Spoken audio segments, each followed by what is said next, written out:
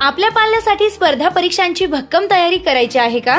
IIT, नीट, medical, NDA सारख्या मोठ्या स्पर्धा परीक्षांची तयारी योग्य वयात सुरू होणं खूप महत्त्वाचं असतं.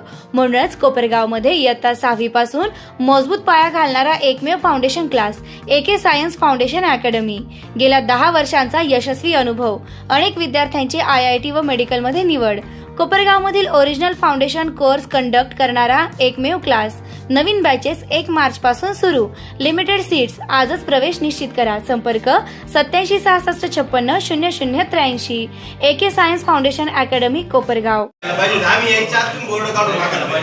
जर तुम्हाला मान्य ना अनाधिकृत झालंय तेवढं अनाधिकृतचा विषय कसा आहे, आता आम्ही ऑफिशियली कोण त्याच्यामध्ये नगराध्यक्ष त्यांच्या अधिकाऱ्यांनी भरून घेतले. सर आमचं म्हणणं काय आहे, प्रोटोकॉल पद्धतीने करा तुम्ही. लिमिटेशन्स येतात, प्रोटोकॉल पद्धतीनेच करा ना.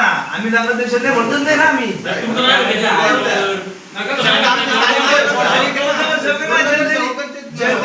दोन मिनिटांसाठी त्या ठेकेदाराला इथं का नाही बोलू राहिले एवढं सांगा. तुम्ही त्याच्यात गुंतलेले आहे का? तुम्हाला फक्त माझं नाही, तुम्ही नंतर बोला, आमचं ऐका. तुम्ही त्या ठेकेदाराला का नाही बोलू राहिले इथं?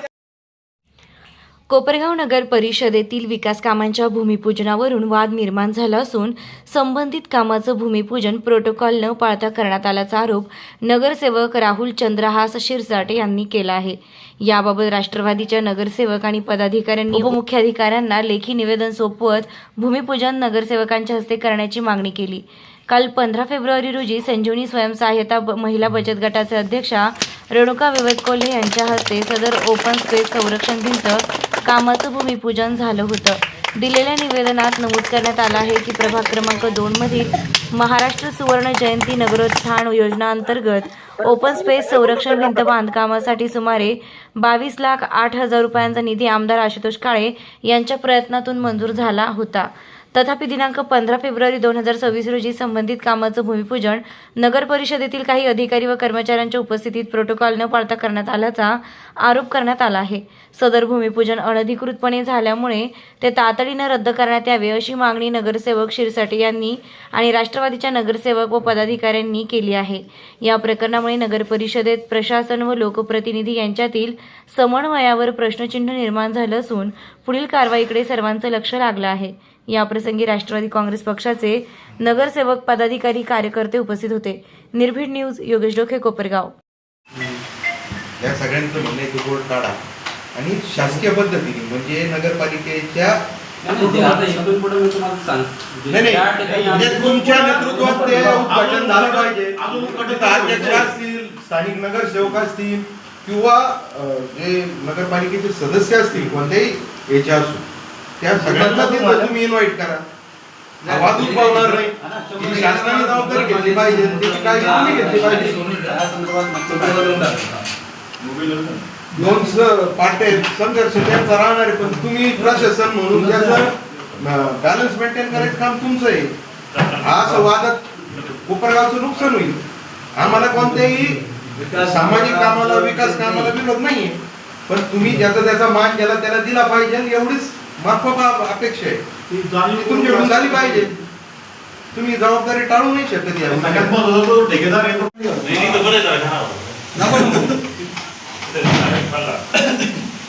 समिती पद बसलेले ना तीच पदाची हिशोबाने तुम्ही करा. उगाच काय उरायला ठेकेदार काही सांगू राहिलाय त्याच्यात काय पार्टी ठेकेदार काही पार्टी मिळती का त्या पार्टीचा आहे का? तिथं जर नगरसेवकांचे नाव नाही त्याच्यावरती तिथल्या स्थानिक नगरसेवक निवडून त्यांच्या नावाला पाहिजे ना. त्यांना काही गोष्टी माहित नाही, बरं ते आम्हाला विचारतात ना कोकण संघटने म्हणून.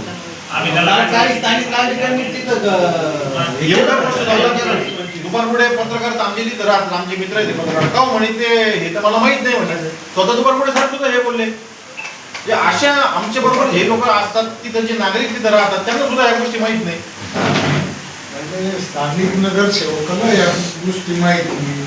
पब्लिक विचारते ना कसलं उद्घाटन त्यांना माहित नाही. ठेकेदाराला विचारा 2 महिने वाढलं काय आज त्याला काम करते.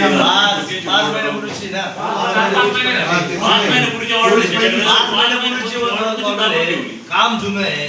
तिथं स्थानिक 2 नगरसेवक निवडून आलेले आहे, ते पण जनतेने निवडून दिलेले आहे. त्यांना न माहिती होतं आमदार साहेबांनी एवढं निधी मंजूर करून दिलं त्याच्यावर हे कुठे मानायचे ते बी सोयी नाही त्याच्यावर ते नाव टाकायचं नाही का पुढं नाही का त्याला काही? मग फोन करता पाहिजे आम्ही यायच्या आत तुम्ही बोर्ड काढून टाकायला पाहिजे होता. जर तुम्हाला मान्य ना अनधिकृत झालंय ते उद्घाटन अनाधिकृतचा विषय कसा आहे, आता आम्ही ऑफिशियली कोण त्याच्यामध्ये नगराध्यक्षांचे त्यांच्या अधिकाऱ्यांनी भरून घ्यायचं. सर आमचं म्हणणंच काय आहे, प्रोटोकॉल पद्धतीने करा तुम्ही. लिमिटेशन्स येत आहेत. प्रोटोकॉल पद्धतीनेच करा ना. आम्ही नगराध्यक्षांना म्हणतच नाही ना आम्ही. तुमचं नाव घ्यायचं आहे. जनतेने जे निवडून दिलं 2 नगरसेवक ते पण तिथं प्रोटोकॉल पद्धतीने. त्यांनी अध्यक्षांकडून झालेलं आहे उद्घाटन ते. अध्यक्षांचा सुद्धा नाव आमचं घ्यायचं म्हणणंच नाही ना.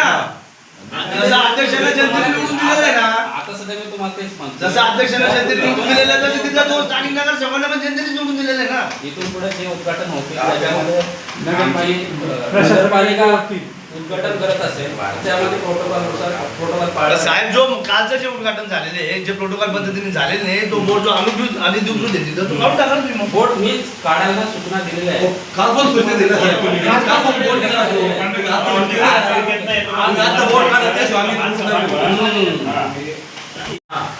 त्या संदर्भात त्यावेळेस आता शासकीय कार्यक्रम कुठले होते त्यावेळेस आम्ही सगळा प्रोटोकॉल पाळू. ठीक आहे.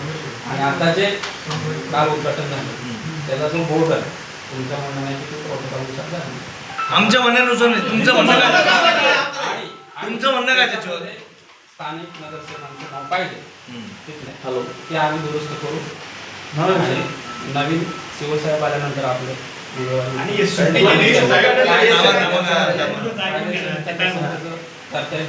उद्घाटन करा परत तुम्ही. आणि तो जो कालचा जो अनधिकृत बोर्ड लागलेला आहे त्याचं काय करणार आहे? तू कधी किती वाजेपर्यंत काढणार? काल रविवार दिनांक 25 कालची तारीख होती 15/2/2026 रोजी काल प्रभाग क्रमांक 2 या ठिकाणी एक उद्घाटन झालं होतं. सदरील उद्घाटनासाठी आम्ही पाठपुरावा आमदार साहेबांकडे वारंवार केलेला होता. आमदार साहेबांना तो ओपन स्पेस होता त्याचं सुशोभीकरणासाठी आम्ही वॉल कंपाऊंड सांगितली होती. वॉल कंपाऊंडचं आमदार साहेबांनी त्यावेळेला प्रशासन राज होता, ही इलेक्शन पूर्वीची गोष्ट होती. प्रशासन राज असताना आमदार साहेबांनी तात्काळ तो निधी मंजूर केला आणि त्याला महाराष्ट्र सुवर्णचंद्रमधून हा निधी आपल्याला मिळालेला होता.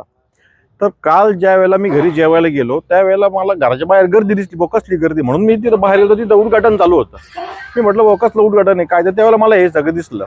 तर काल मी तिथं मग आमचे जे नगरपालिकेचे अधिकारी त्यांना सगळ्यांना फोन केला, बाबा तुम्ही आम्हाला काही सांगितलं नाही, आम्ही तिथले स्थानिक नगरसेवक आहे, आम्हाला काही तुम्ही काही बोलले नाही का काही नाही. मग ते म्हणे भाऊ आम्हाला पण काही कल्पना नाही म्हणे, हा उद्घाटन कसलं चालू आहे काय आम्हाला माहीत नाही. मग सदर ठेकेदाराला मी जेव्हा फोन केला तर ठेकेदार म्हणे मला नगरपालिकेचे जे इंजिनियर आहे त्यांनीच मला ही गोष्ट सांगितलेली आहे आणि त्यांनीच मला सगळं मोठे साहेब आहे यांनी जे सगळं डिझाईन जी आहे बोर्डची ती पण मला नगरपालिकेनेच दिलेली आहे. मग ज्या वेळेला मी मोठ्या साहेबांना विचारलं बा तो ठेकेदार तुमचं नाव सांगतोय, त्यावेळेला तो बोर्ड आम्ही आज नगरपालिकेमध्ये आलो असता CO साहेब आज नव्हते, पापडीवाल साहेब त्यांना आम्ही विचारलं की बाबा हे असं काय झालं. त्यांनी दिलगिरी व्यक्त केली आणि अशा प्रकारचं कुठलंही उद्घाटन झालेलं नाही आणि नगरपालिकेला त्याला जबाबदार नाही असं त्यांनी ठामपणे सांगितलं. आणि जो अनधिकृत फ्लेक्स होता तो फ्लेक्स काढण्याबाबत आम्ही त्यांना वारंवार सांगत होतो, फ्लेक्स आज तिथून निघालेला आहे. तर त्या संदर्भात पुढची जी तारीख आहे आम्हाला त्यांनी लवकरात लवकर कळवावी, म्हणजे आम्हाला ते स्थानिक जे लोक असतात रहिवासी असतात त्यांच्यासाठी जो आपण ओपन स्पेस वापरणार आहोत किंवा डेव्हलप करणार आहोत त्या लोकांना ती गोष्ट समजली पाहिजे की बा असं आपलं इथं काम करतो आहे. एवढंच आमचं मागणं होतं. आणि सगळ्यात महत्त्वाचं का लोकांच्या तिथं छोट्या छोट्या गरजा आहे, ढापे असू इतर लाईट्स असू जे आम्ही वारंवार फोन करतो, घंटागाडी असू त्या भागामध्ये येत नाही. इतर सामान्य लोकांच्या ज्या छोट्या छोट्या गरजा आहेत त्या होणं खूप गरजेचं आहे. आम्ही वारंवार पाठपुरावा करूनही ह्या गरजा पूर्ण होत नाहीये. तर हेच आम्ही निदर्शनास आणून देण्याकरता आलो होतो सगळेजण. तर प्रोटोकॉलनुसार सगळ्यात महत्त्वाची गोष्ट म्हणजे जे स्थानिक नगरसेवक आहे ते नगरसेवकांना तुम्ही या गोष्टीची कल्पना द्या की बा असं आम्ही उद्घाटन करतो आहोत, यांना विश्वासात घ्या. आम्ही विकास कामाला आमचा विरोध नाही, कारण आमच्या नेत्याची आम्हाला शिकवण आहे का विकास कामाला विरोध करायचा नाही, विकासाच्या कामाबरोबरच आपण उभं राहायचं. त्या अनुषंगाने माझी नगरपालिकेला विनंती आहे, नगराध्यक्ष साहेबांना सुद्धा विनंती आहे की त्यांनी आम्हाला विश्वासात घ्या आणि कामाला आम्हाला बरोबर घ्या. आम्ही सर्वोत्तम पुरस्कार प्राप्त संस्था ज्योती सहकारी पतसंस्था. ठेवी 401 कोटी, कर्ज 254 कोटी, एकूण व्यवसाय 655 कोटी. सोने तारण कर्ज, लॉकर सुविधा, मोबाईल बँकिंग सुविधा, सुलभ कर्ज वितरण, मोबाईल कलेक्शन आदी सुविधांसह विनम्र व तत्पर सेवा. महाराष्ट्रातील एक अग्रगण्य संस्था ज्योती सहकारी पतसंस्था कोपरगाव.